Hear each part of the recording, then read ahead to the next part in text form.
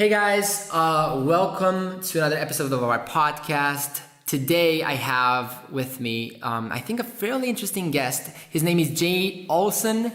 He's a Montreal magician turned into a doctoral researcher at in psychiatry at McGill University. His research focusing mostly on the power of suggestion, and his applied science has touched upon placebo effects, work fatigue, and reducing jet lag, as well as sleep science.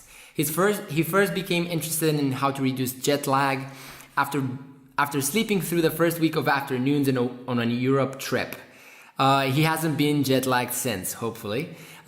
Jay also works as a consultant to reduce fatigue in business travelers and elite athletes before important trips and events. He has also worked with companies such as Goldman Sachs and the National Institute of Sports. So, Jay, there's a lot of things going on. Thank you so much for taking the time and being on the podcast, and this is gonna be an interesting one. Yeah, definitely, my pleasure. So, Jay, let's start a little bit with this. I know we're gonna talk a lot about sleep and a lot of other research that you've done in the past, but so you've been a researcher at McGill, and you've released a lot of interesting papers on decision making, placebo effect, magic, a lot of different things. Curious, tell me a little bit about your backstory so that people can know like a little bit of your story, how you got into this, and why are you researching these fields specifically? Because I think that's an interesting thing. Okay, sure. So this whole thing started when I was 5 years old, actually. I was down at a furniture store, and one of the workers there pulled a coin out of my ear. And I was fascinated by this, so I started learning magic on my own. And then a couple years later, when I was 7, I was performing by then. And I worked as a magician my whole life. And then I sat in on a friend's psychology class one day, and I noticed that a lot of the topics that they're talking about were the same as what we talked about in magic, but just using some different language. So in magic, we call it misdirection. And then in psychology, they would talk about it in terms of diverting attention. Or in magic, we call it forcing. In psychology, they just call it social influence or persuasion. So I saw that there was a big overlap between psychology and magic. And so I kind of shifted my life into becoming a psychology researcher, focusing on taking what magicians know and what psychologists know and trying to combine these. And so this led me into this kind of strange world of this combination of art and science. And I started exploring what new kinds of methods we can use with magic. So we would use magic as a method in order to develop new methods in psychology to make people believe, for example, that like say a machine was influencing their mind. And so at the core of this, it would just be a magic trick. But this new method sort of drew me more into the effects that the mind can have over the body. So studying things like suggestion and hypnosis and placebos. And at the same time, I was very interested in how this kind of research applies outside of just the research lab. So I started looking at fatigue in particular and performance in shift workers and travelers. So I have sort of two branches of research. One branch is, I guess, the more interesting one, looking at magic and suggestion and hypnosis. And the other branch is the more practical one, looking at how can we use knowledge from psychology in order to improve performance and reduce fatigue. Right. So would you say, I mean, let's start with sleep, because I think, so like I talked to you a little bit about before we started the podcast. So the people that are listening are either on the business side of things or they're in the dancer side of things. So they're in those two fields. And for them, I know they have no idea. I mean, most of them, I mean, no offense to our listening, but a lot of them don't really have a grasp of how to handle jet lag, to how to handle their sleep. So let's first start with that. Can you tell us a little bit about how important is sleep in the first place to a person's health and performance? And then we're going to go a little bit into other things. Okay, sure. So sleep is one of the biggest, sleep has one of the biggest effects on things like your fatigue and performance. And one of the challenges that we have in this life now is that a lot of people sleep less than they should. So often they'll wake up with alarms. They'll snooze the alarm. They'll go down to work. They'll feel drowsy. They'll need need coffee the second they get to work. And the challenge with that is that over time it can have more and more effects on the body. And at the core of sleep is something called circadian rhythms. So these are roughly 24-hour rhythms that you have in your body of things like body temperature and alertness. So if you've ever pulled an all-nighter, you'll know that early in the morning, for some people around 3 or 4 or 5 a.m., their body temperature is very low, and their alertness is also very low. So their performance on tasks will be the lowest at that time. And then later on, even if they haven't slept around, say, 6, 7, 8 a.m., they start increasing their body temperature. And these kinds of waves or these kinds of rhythms are what's mostly responsible for our daily fluctuations in things like fatigue. So there's two kinds of processes that have a big effect on fatigue. The first one is just sleep, so how much you've slept and how long it's been since you've slept. And the second one is the circadian process, so where you are in this 24-hour cycle of circadian rhythms. And both of these combined have a big effect on things like your mood and your performance. Right. So to go a little bit more specific, is there an amount people should be sleeping? So let's just go in that direction. Is there an amount people should be sleeping? And another thing is, when should we go to sleep? Is that something like we should, like everybody has different, or everybody needs to figure out for themselves? Like, what do you think about that? Okay, so historically the recommendation was roughly 8 hours of sleep per night is best, although it does vary quite a bit based on the individual. So some people can get by perfectly fine on less sleep. Some people need more sleep than that. So it really is an individual thing. And it is something that you can sort of go based on your own experience. So if you think of a time where you're on vacation and say you don't have to wake up for anything in particular, if you think about during those times, how much sleep do you need in order to feel rested? That will give you a pretty good ballpark. Mm-hmm. In terms of the time that you should fall asleep, that also varies. So there's different types of people. They call them chronotypes. So you can think of them as like different types of like circadian rhythms that people have, and the two main types at the extremes are, there's the morning birds. So these are the people who wake up naturally pretty early, and they're pretty alert when they wake up. And then there's the night owls, and the night owls are the ones who are more alert later in the day, and they like staying up late. So there's no general recommendation of the best time to be falling asleep, but the guideline for individuals is just to sleep when they feel tired. And for the morning birds, this might be around 10 p.m. And for the night owls, this might be around, say, 1 a.m. Although it really varies based on the individual. Mm-hmm. And when they're sleeping, because I think in your research, I found something about the power of lighting. Maybe when in regards to sleep. So does lighting has anything to do with sleep? And if so, what's like how we should take that in consideration in order to have a high quality sleep? Okay, sure. So light exposure is the thing that probably has the largest effect on your circadian rhythms. So it can shift your circadian rhythms earlier, so that you wake up earlier in the day, or it can push them later, so that you go to sleep later in the day. And we'll talk a bit more about that when we're talking about jet lag in particular.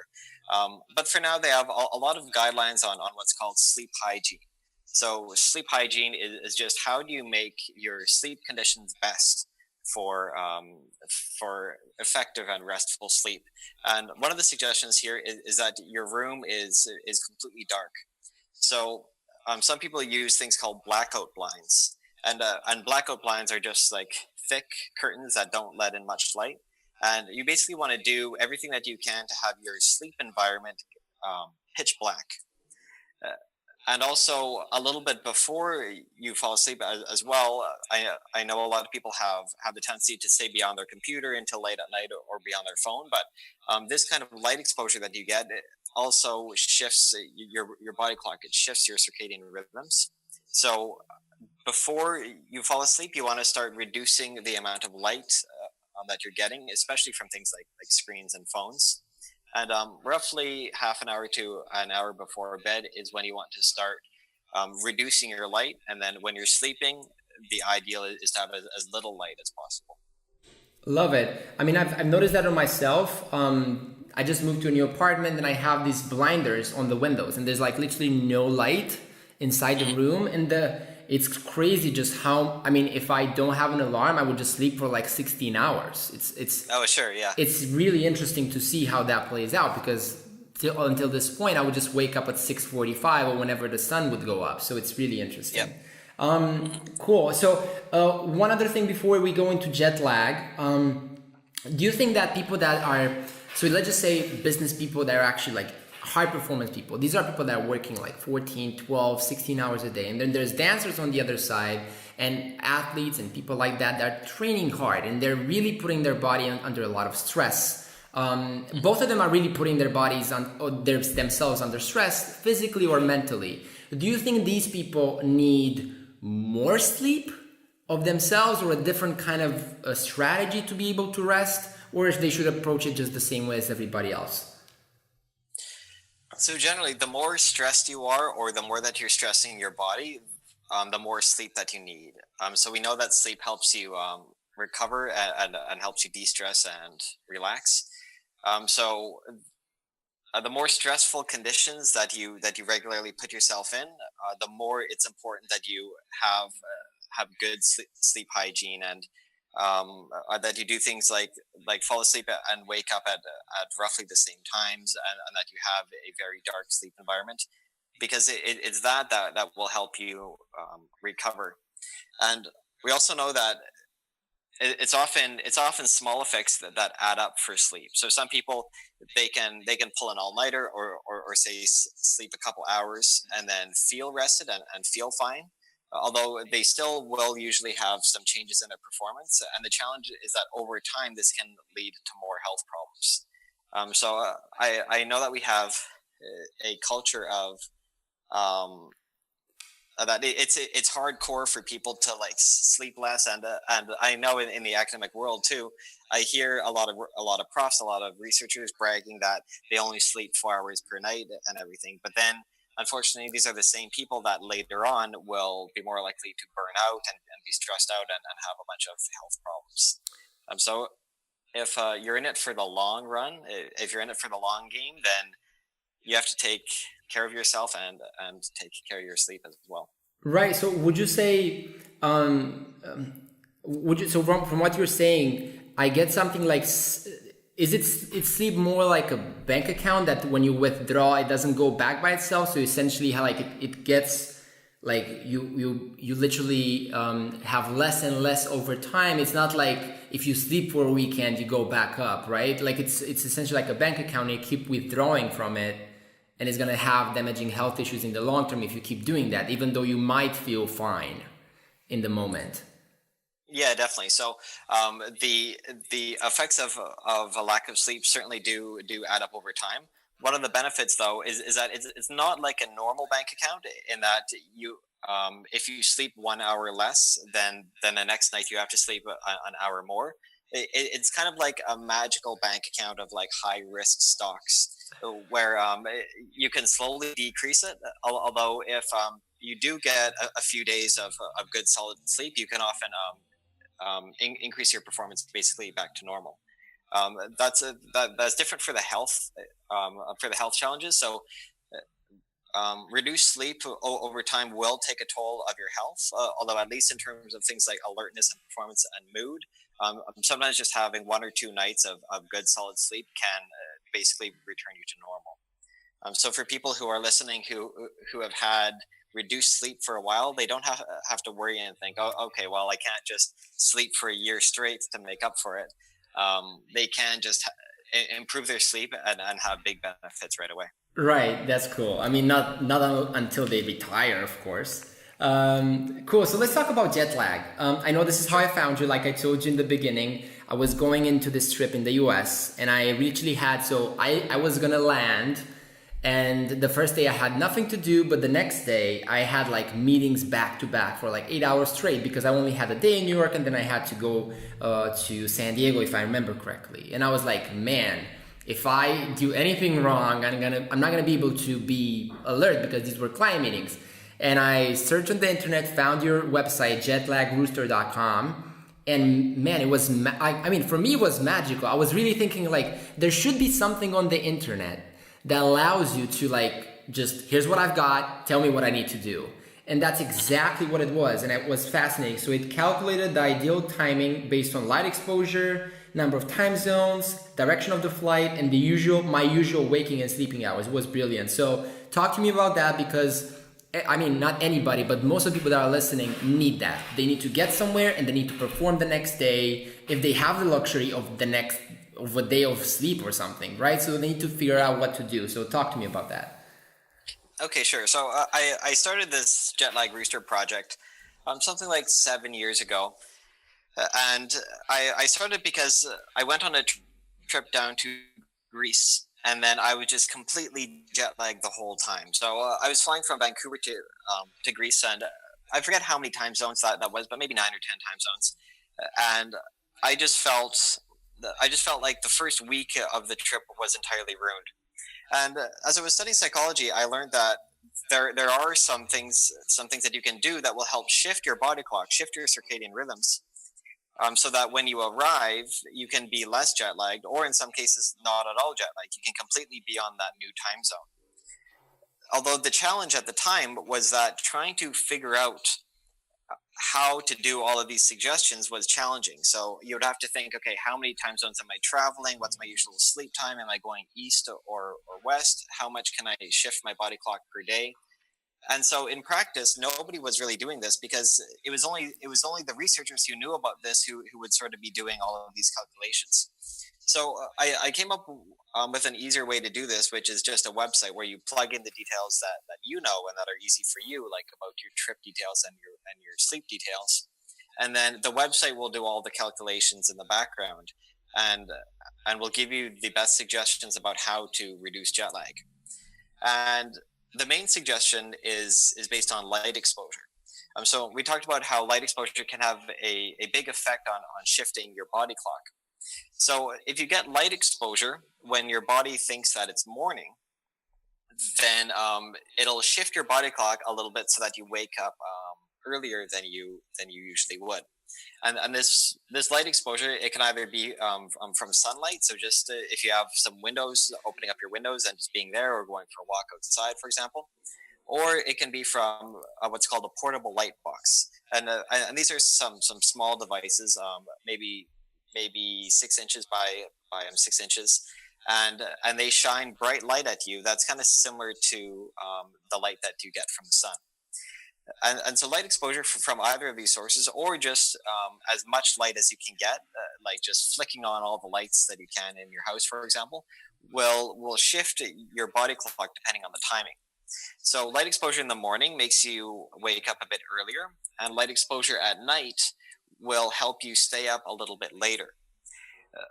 So for example, if you usually go to bed at, say, 11 p.m., if you get some bright light exposure, say from 10 to 11 p.m., this will shift your body clock so that you'll feel a little bit more alert then, and then you'll go to sleep a bit later. So with this knowledge, we can find out which direction is the best way to shift the body clock. So say if you're flying a few time zones in one direction, then if you get bright light exposure, say for example in the morning, then this can shift your body clock so that you're more on the time zone or the time schedule of where you want to be when you arrive. So some travelers like shifting their body clock before they fly so that once they land there, they're feeling more alert. Sometimes if they have, say, a hectic schedule before they fly, but then they're going on vacation, then once they land, they can get light exposure at the right time and shift their body clock there.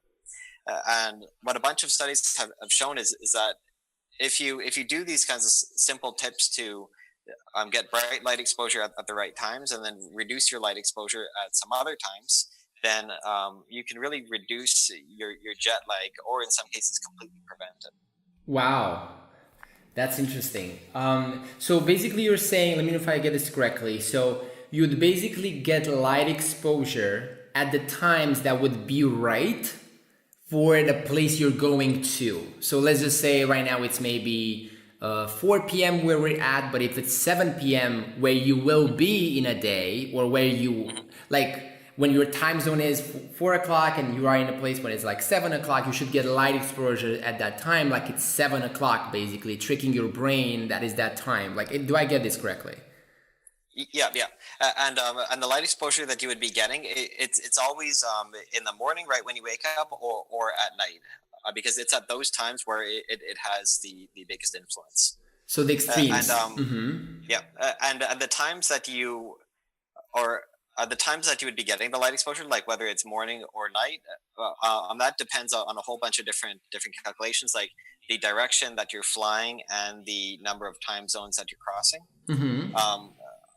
But generally, it's always either in the morning or night that you want the light exposure to shift your body clock to the new time zone. Right. And I mean, people can definitely use the website to do like specific things for what they have and everything else. So I encourage them to do that. And we're also going to have the link for anybody listening to go to the website as well. But it's jetlagrooster.com. Here's the thing that I was thinking of. You recommended, I think, in your website, and I know I've taken this before. This was probably the only thing I knew about hacking my jet lag before I stumbled on your website, was just when you get there and when you're sleeping, get some melatonin before you go to sleep, and you're gonna be fine the next day. It didn't really turn out that way all the times, but talk to me, like, should we use that? Is it dangerous to use it? And how should we use melatonin in order to kind of like support our jet lag and maybe our sleep in general? So what do you think about that? Okay, sure.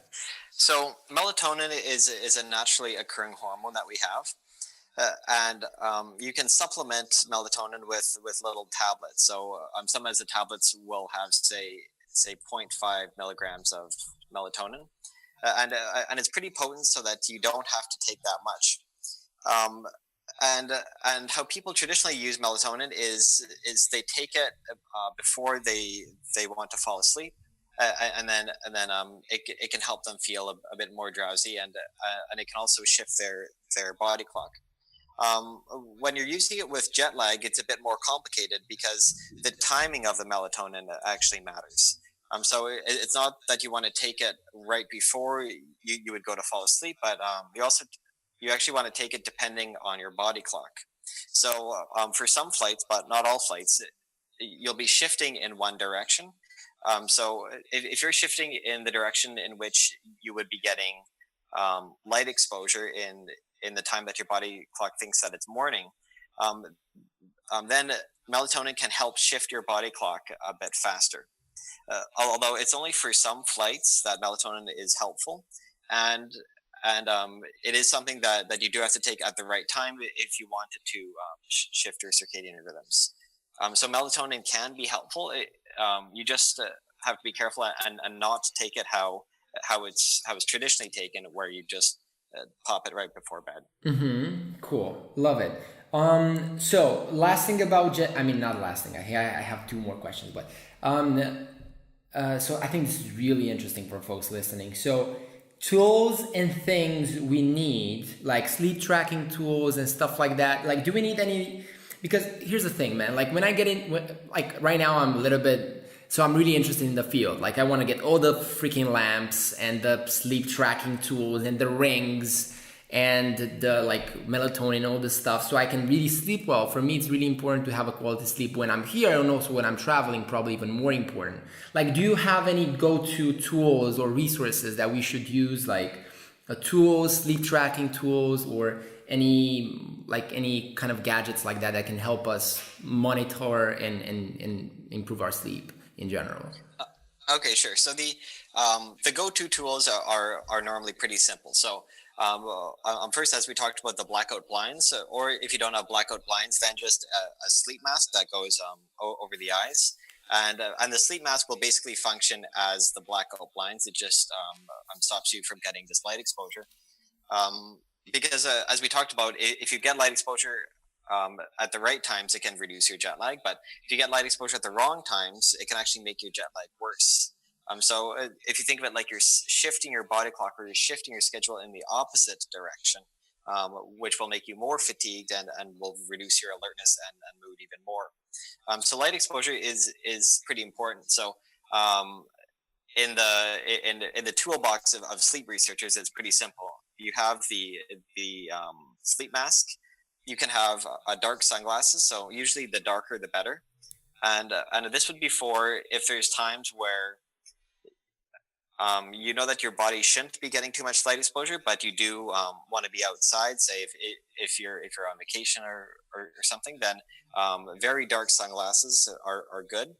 If you have to be doing something like driving at those times where you want to reduce your light exposure, there's something called blue blocker sunglasses, and these are like the orange tinted kinds of glasses where they'll block out the blue light that you get. And it's this blue light that has the biggest effect on your circadian rhythms. Right. And this blue wavelength, it has the biggest effect because it's kind of similar to how we see the sun. So having these blue blocker lenses, those are helpful for when you are avoiding light, but you still need, you still have to be able to see, like say when you're driving. And then in terms of technology, the portable light boxes can be good if you need light exposure and say it's dark outside. Beyond that, they have some sleep tracking devices and apps that you can have. Although the research on these hasn't been solidly founded right now. So they do have some devices that pretty accurately measure sleep, although they cost about $1,000. And a lot of the apps that you have on your phone that would ostensibly track how well you sleep, a lot of these actually haven't been validated. So there's a lot more people using these than what the research suggests would be useful right now. So in terms of sleep tracking apps themselves, they can be helpful, say if they're tracking how often you use your phone, and then from that they're inferring what time you went to bed and what time you woke up. Although I know that there's a lot more apps out there for specifically tracking, like say how much you move in your sleep, or how restful you are, and some of them try to infer what stage of sleep that you're in. Although as far as I know, the research right now it isn't enough to support that these are really well validated. Right. That's really interesting. Two things that I was thinking about when you were talking about that. One, is there any sort of light we could have? And so like the behavior of people is really at night, most people are like, okay, so 30 to 60 minutes before sleep, we should not have any lights. But ideally, I mean, most people will not be able to do that. So if we have light, is there any sort of like light that we could have? Like, I think that like, so definitely not blue wavelengths, but like, is there any sort of other thing that we could have so that we can reduce the impact and still have some light going on, maybe do some other things in that 30 to 60 minutes? Okay, sure, yeah. In terms of just your house lights, a simple thing to do is just light some candles rather than just using your usual lights. For technology, if you do have to use technology during that time, there are different apps that will change the wavelength of the light that you get from the monitor. So rather than having like a blue tint, it'll have a warmer one, sometimes a more red tint or a yellow tint.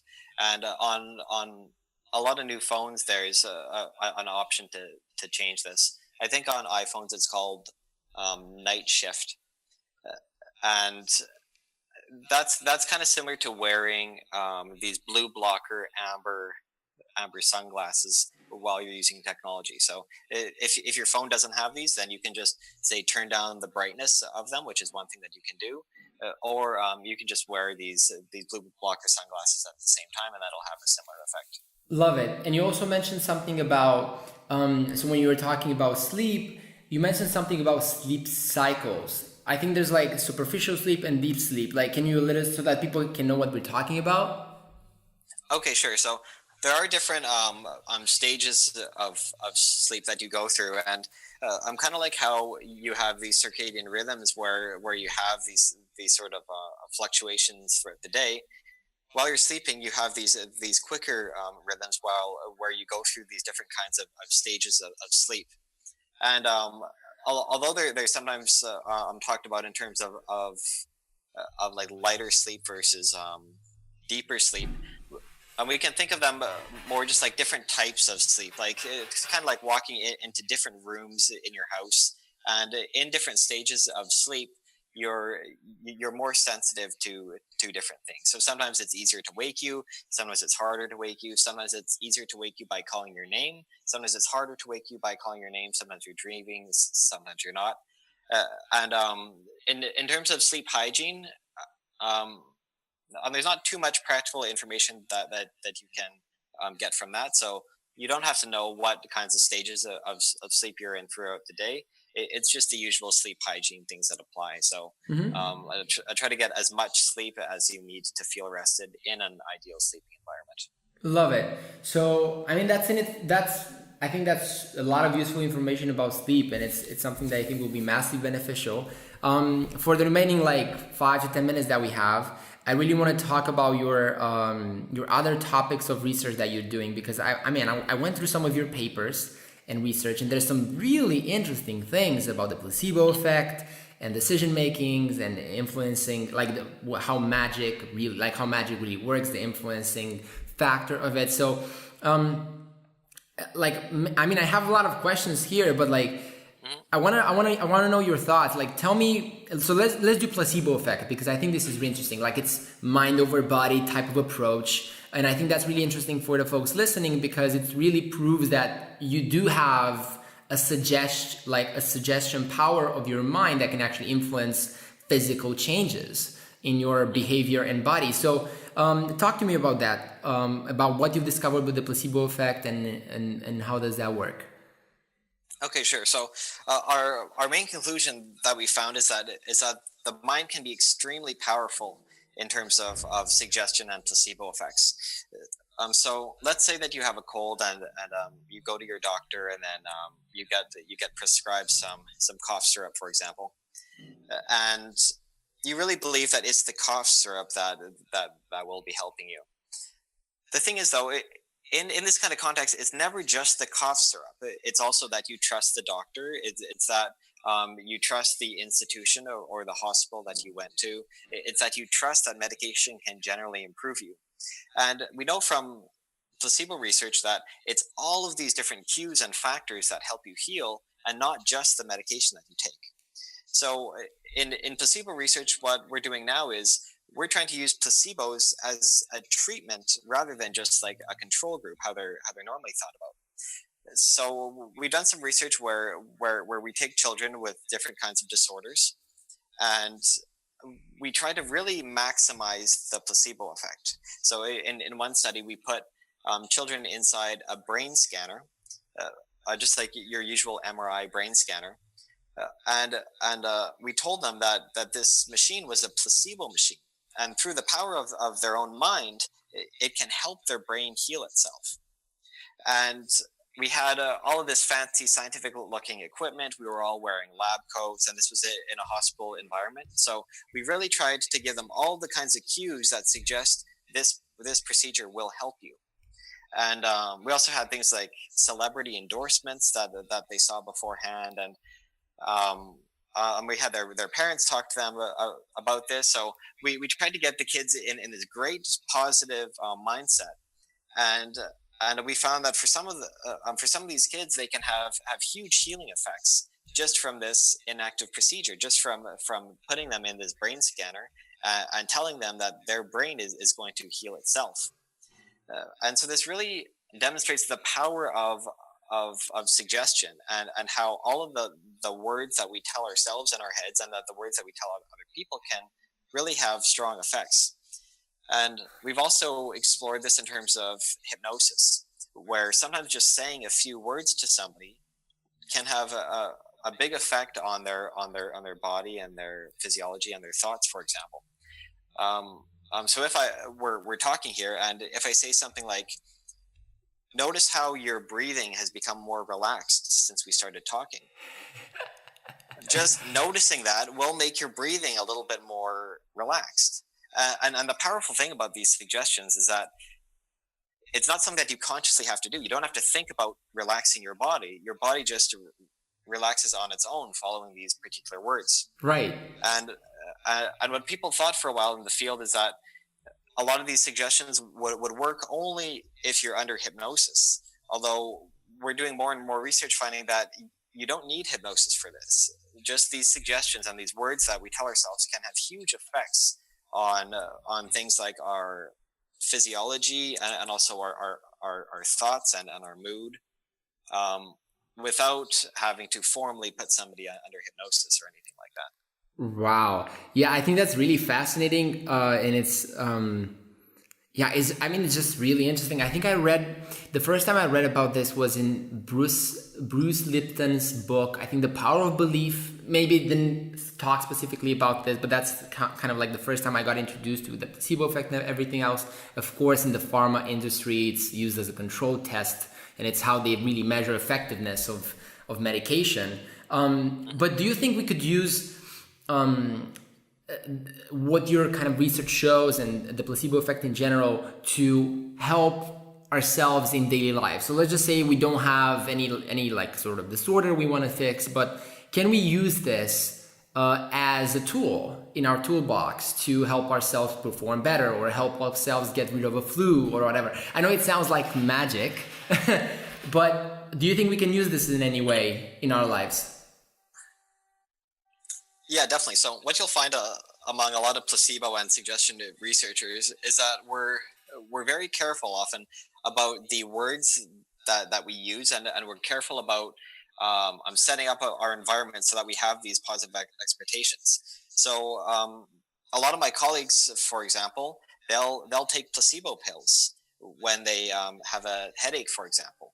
So rather than going for normal medication, they'll pop a placebo, and when they're trying to say reduce some kind of pain that they have, they'll use what's called self-suggestion.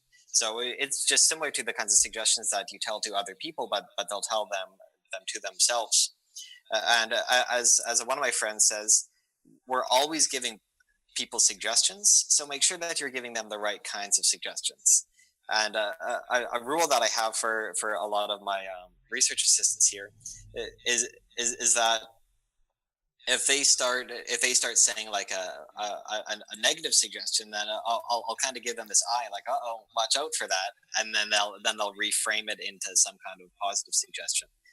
And there's a lot of research on like how to frame suggestions. So there's direct suggestions. So a direct suggestion would be something like, relax your breathing now.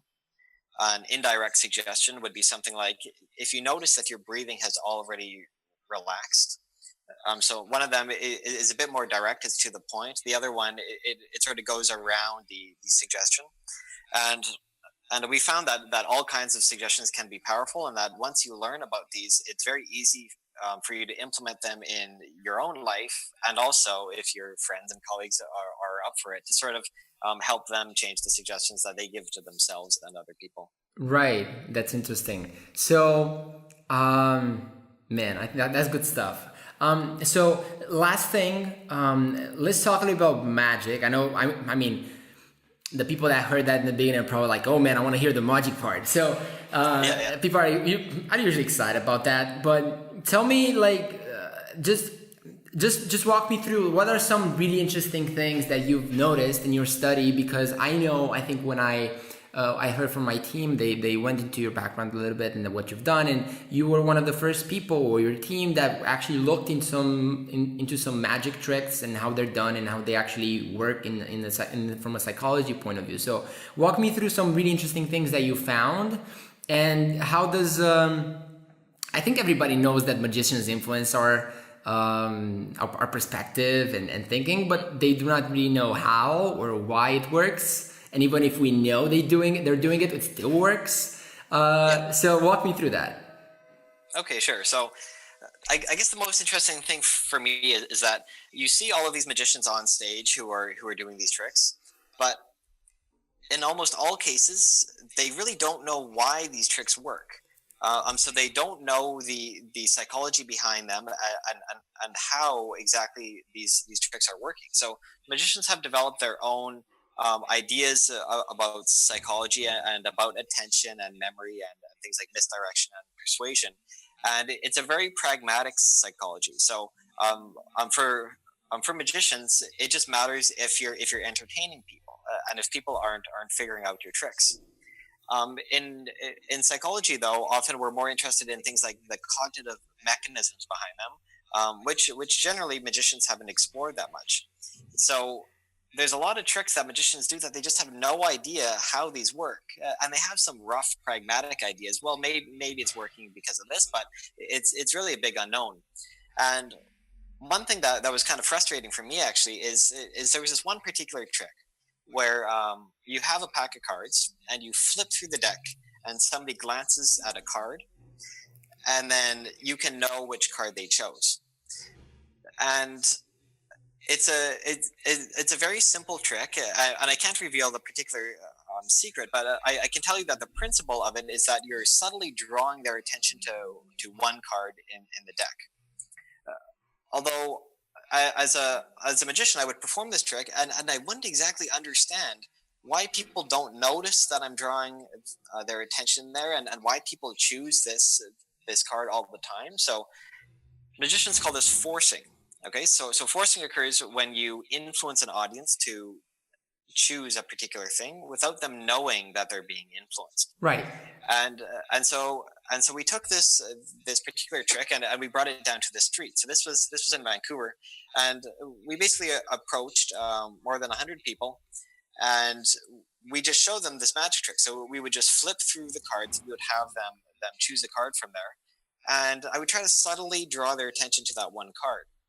And we found that 98% of them, so basically all of them, chose that card I wanted them to, although they didn't feel this influence. So when I asked them, explicitly asked them, when I said, did it feel like I was influencing you or trying to make you choose any particular card, they would say no. It felt like I had a free choice. So I think it was something like 91% of them felt like they had a free choice. So we could influence almost all of them, and yet almost none of them felt it. So we took that same trick, we broke it down into its essential components. So then we just had it as a bunch of pictures flipping by really quickly on the computer. And then we tried to examine what personality correlates would make people choose this card, or what kinds of things would make people notice the card versus not. And using this kind of method, we can take a trick or a method that magicians have to influence people, and then we can break it down and study all the main components. So in magic, there's just this wealth of all of these unexplored ideas where we only have this kind of practical knowledge about what may make them work and what may make them work less. And so using the tools from psychology, we can examine these more and find out, for example, ways that you can influence people's decisions without them knowing, taken from magic. Wow. I mean, is that good? Is that good for people to know how to influence other people's decision without them knowing, outside of magic? Okay, yeah. I mean, it depends who's it for, right? So, right. Magicians have a whole bunch of different methods to influence people, and sometimes influence them to choose some specific things, or just to get them into a mindset where they would make a snap decision. Mm-hmm. And it's kind of similar to some techniques that other people use in, say, marketing or sales. And sometimes when people see this kind of research of ours, and they see these huge effects that we're getting, where we can influence almost everybody without them feeling it, they get kind of nervous and they go, okay, well, should we even be studying this? And my usual response is that the people who are using this already know it. So if we're just kind of shining some light on this and understanding better how it works, then it's just exploring something that others already know, but it might be sort of shrouded in mystery or even secrecy. And also, once you know about these things, it's often easier to protect yourself from the influence. So if you know about the common tactics that people use to influence others, you can identify these on the spot and then prevent them as well. So there is a positive side to this as well. Yeah, but if you just shine the light on everything, David Blaine is not going to have a job anymore. It's not going to be cool. True. Yeah. And one of the challenges that we have is that in research, you try to shine the light on things, and in magic, you try to keep it in the dark. Right. So there is this tension between the openness and the disclosure of science and the secrecy in magic. Mm-hmm. So yeah, we're trying to sort of find a middle sort of gray zone in between them, where the magicians are still happy because we're not revealing secrets, and psychologists are still happy because we're still uncovering these kinds of new methods. Yeah, the principles behind them. I know. I was reading the biography of Houdini, I think, and he said that the beauty of magic, the reason people like it, is because there's the mystery.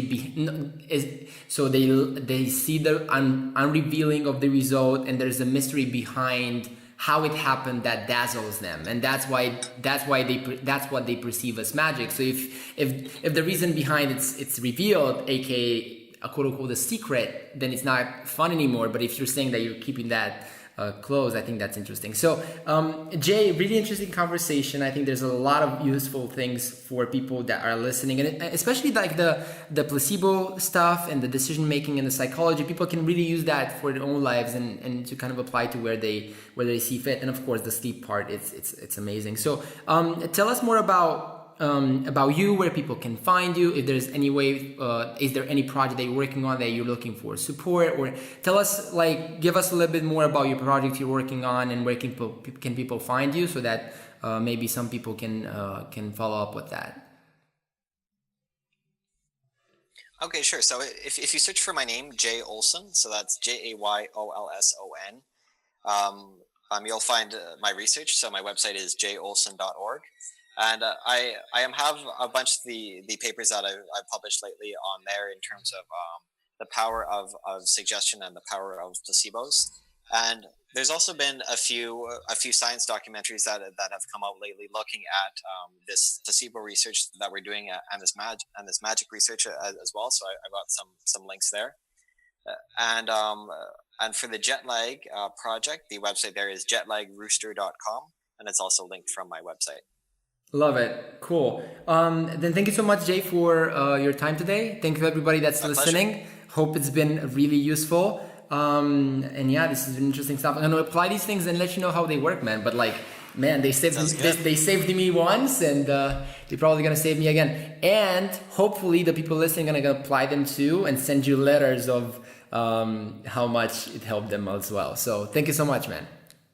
My pleasure. Take care. Cool, man. That's awesome. Okay, cool. Man. That was fun. Yeah, good stuff. How did you like it? Did you thought the questions were relevant? Everything else? Yeah. That was great. It's a nice one in interviews. They can be a bit more flexible. So lots of the ones that I do, somebody will contact me about jet lag stuff, and then they'll say, "Okay, what else do you study?" And I go, "Oh, hypnosis, magic, placebo, suggestion." And they go, "Oh, that's cool.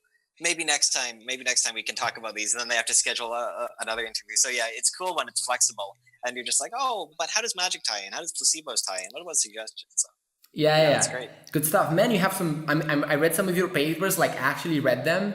Well, they were really good stuff. And I mean, I'm not an academic, so I really have to put some effort into actually understanding everything. But man, they make sense. So keep doing what you're doing. I don't know if there's anything I can help you with. Let me know. We're gonna publish this on both podcasts. We're gonna have your email, your website, everything there, so people can go on your website and everything else. One thing that I noted here, I wanted to ask you, is on Dance Sport Life. It would be really interesting. So for the dancing podcast, let us know if we could have our content writers write an article on jet lag in your name, so with the information basically from this, and we're going to send that over to you. It's basically going to be your article, but on our website based on the information that we talked about. Let me know if that's okay with you. Oh, okay. The only challenge with that is usually in the academic world, if you put your name on something, it would have to be something that you've written yourself. But you guys can write something, and then you can say that I assisted you, or I did fact checking or something. But usually, it's it's a very kind of meaningful when you put your name on something. They think, oh, okay, Jay wrote every word of this, so yeah, it's just the norm that we have here. So. Man, I don't know why I haven't thought about that. So here's what we're gonna do. We're gonna send you the article.